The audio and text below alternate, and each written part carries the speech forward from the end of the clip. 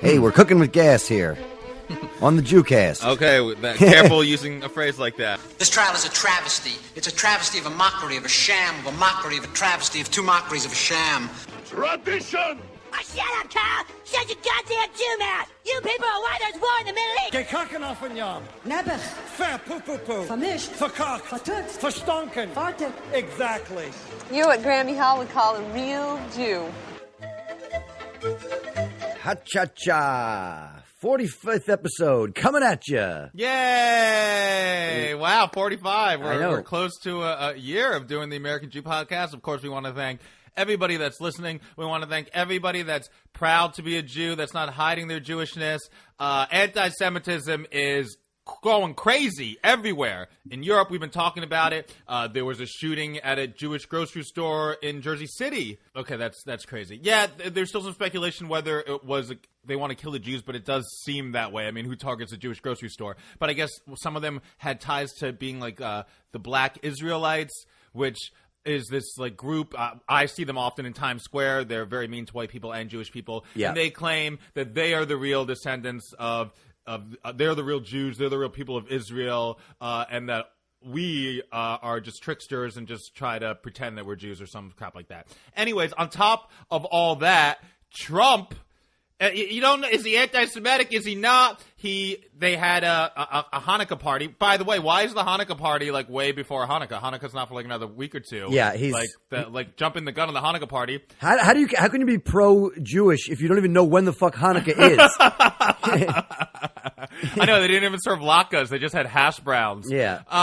So anyways, this has been a big story because he's signing this new thing that that Jews are going to be considered now more of a race of people, not just a religion, because on college campuses, he's saying that there's too much anti-Semitism being spread, and he's signing this new thing so that the Jewish people won't be get that much anti-Semitism on college campuses. But I guess they're thinking that because there's so much anti-Semitism that they're not going to give money, they're not going to give federal funding to these colleges that allow any anti-Semitism to go on. But a lot of people are saying, no, this isn't really about anti-Semitism. This is more about free speech. This gets into a theme of our podcast that we've talked about ad nauseum, whether or not it is anti-Semitic to be against the things that Israel does. What Trump is passing is claiming that it is, because they're taking the definition of anti-Semitism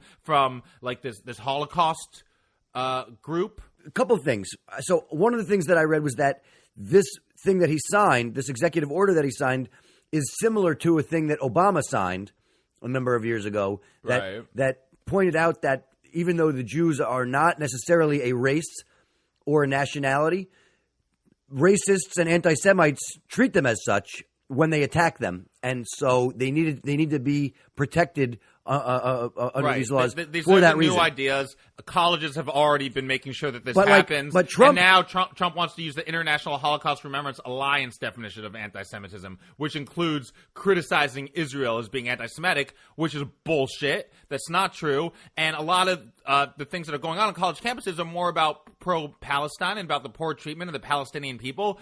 And that's not anti-Semitic. Meanwhile, know who Trump has? This guy, Robert Jeffers, giving a speech, this evangelical, Christian guy, and he has said, he's giving a speech at the Hanukkah ceremony, and he has said in the past that being Jewish won't save you and that Jewish people are going to hell. And he also said recently there was some other rally he had where he talked down kind of to Jews, and he said, oh, you're in real estate, you're in bad people, you have no choice to vote for me because you want to protect your wealth. Yeah. Playing again into the tropes. It is very clear that this anti-Semitism is going to last more than 8 days. Yeah. That's number one. But it's kind of like a backwards way of looking at things, the way Trump approaches this stuff. He publicly goes out and says things like, I do more for the Jewish people than anybody. I'm so pro-Jewish. And it's basically like him saying, I have to sign this executive order because otherwise you know how the Jews complain about everything. Apparently Jared Kushner, his son-in-law, has been trying to fight for this. All these anti-Semitic things that have happened, from the shooting in Pittsburgh to, the shooting at the grocery store in Jersey City.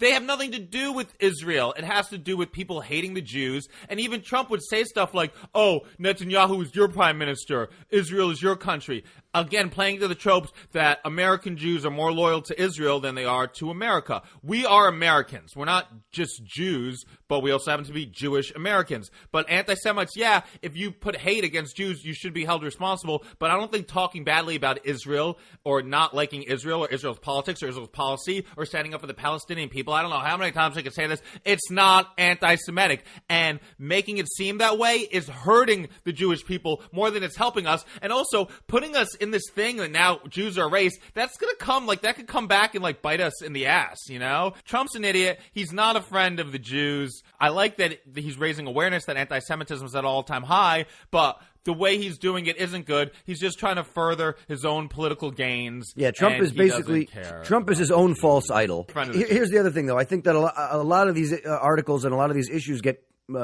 confused because people don't even read the whole fucking article before they start sounding off about it on Twitter. There's a lot of misinformation out there about what is actually in the executive order that he signed.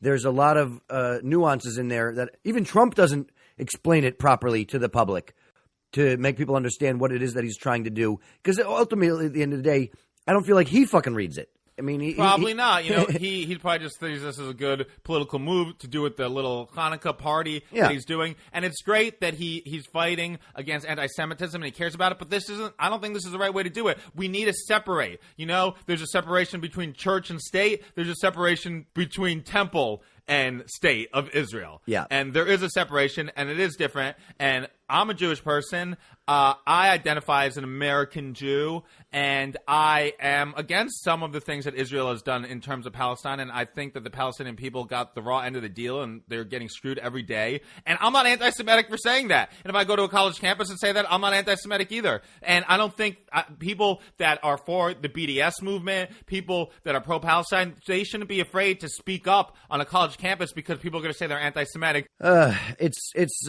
disheartening to see a lot of Jews, American Jews in particular, defending him. Like, that's the part. Well, it's weird. The more conservative Jews, because the more liberal Jews are saying, no, this isn't right, this is bullshit. But, of course, the ultra-Orthodox, everybody that's super Orthodox that does want to tie together Judaism and Israel, they're one and the same. This was our land that God gave to us. They are like, yes, Trump is the best. We love Trump. Well, I mean, you know, there are a lot of these conservative Jews who are out there talking about how, you know, Trump is working towards supporting Israel against the Palestinians, and that if we let the liberal agenda take over, that they're going to destroy Israel and let Palestine take over. But that's not the case. They're just trying to get equal rights. They're just trying to have their own human rights acknowledged. Yes. And I think that is one of those issues that is always left out of the debate. And speaking of Israel, well, yeah, in this week's Torah portion. Hold on, before we get to this week's Torah portion, okay, there is a small sliver of good news in the fight against anti-Semitism. Oh, that's right. Right. We want to talk about this. I forgot about this. It's very sweet, too. The founders of Krispy Kreme donuts. Well, the owners of the Krispy Kreme company, I guess they own a lot of different companies. Panera Bread is one of them. Pret a Manger. They've recently come out as showing their hand. Like, apparently they were involved with the Nazis in World War II. Their family, they're a German family. Their family they used captured people to work at their factories. Yeah. They gave money to Hitler. They were very anti-Semitic. Apparently, they did some research. This is the most depressing 23andMe that's ever happened. And they found out that their ancestors were basically, you know, Nazi cohorts. And now they're giving a lot of money to Jewish people, to Holocaust survivors. They started a fund, I think, over $5 million. Yep. On top of more money that they gave. So that's good. Go Krispy Kreme. I love Krispy Kremes. They're delicious. Yeah, I mean, listen, I always like them. I'm just to think that they were only 1K away from being, you know, blatantly the Krispy Kreme clan. Yeah. So the fact that they're trying to make amends and, you know, publicly apologizing, not just with words, but with money and real tangible solutions. Yeah, it's good, like reparations good for on anti-Semitism. Good on them, yeah. So go get yourself a donut, a jelly donut this Hanukkah from Krispy Kreme. Hey, but let's talk about this week's Torah portion. It's a lot in this week's Torah portion. Okay, so it starts off with Jacob wants to go back, and he wants to re-hook up with Esav, his brother. They didn't leave on the best of terms when he stole the blessing. Right. And he wants to go back. So he sends some angels, some messengers over with hey, we want to give you some stuff, like a peace offering, And then Esav's like, hell no, I'm coming with 400 men to destroy you. And Jacob's like, oh no, like that's not good. So, Jacob prays to God. And one thing he does is he divides his whole group into two camps. And he says, oh, that way, if Esav gets one, the other one will be safe. Right. Reasonable plan. He prays to God. Then, I guess, Jacob sends his family across the river, but he stays. He stays on the side, and he ends up fighting with someone all night. They just call him the man. They don't. They don't name the man. Speculation. People say there's an Israel. People say, People say he's an angel. People say that it's the angel that has the spirit of Esav in him, and they fight. They wrestle all night long until the angel realizes he won't be able to win. Dislocates his hip, Jacob's hip. Right. And he's like, let me go. And Jacob's like, I'll only let you go if you give me a blessing. And he gives him a blessing. And he goes, I'm changing your name from Jacob to Israel. He ends up finding Esav. Esav embraces him with a kiss. There's some speculation here, too. I heard that Esav was really trying to bite his neck. Oh. But, God turned his neck to marble, so he couldn't bite it. So he ended up kissing it. It could have been from Godfather Part 2. Like, I knew it was you, Esau. You broke my heart. Yeah, it could have been my heart. Something like that. So, so Jacob wants to give Esav a big gift, a lot of different goats. But Esav's like, no, I don't want your gifts. And Jacob's like, no, you take my gifts. God's been good to me. I want to give you gifts. Esav's like, all right, come with me. We're going to go to this place. And Jacob's like, oh, well, listen, why don't you go first and let me come at my own pace because, I don't want my flock to die by going too fast and all these people. So you go. And Esav goes, and it ends up that Jacob actually never makes it. He never makes it there. He ends up going to some other city. And in this city, his daughter, Dinah, gets kidnapped and raped. Right. And the guy from the city that rapes her, he loves her. He falls in love with her. He thinks she's the best. Apparently, he talked very nice to her when he was raping her. I don't know.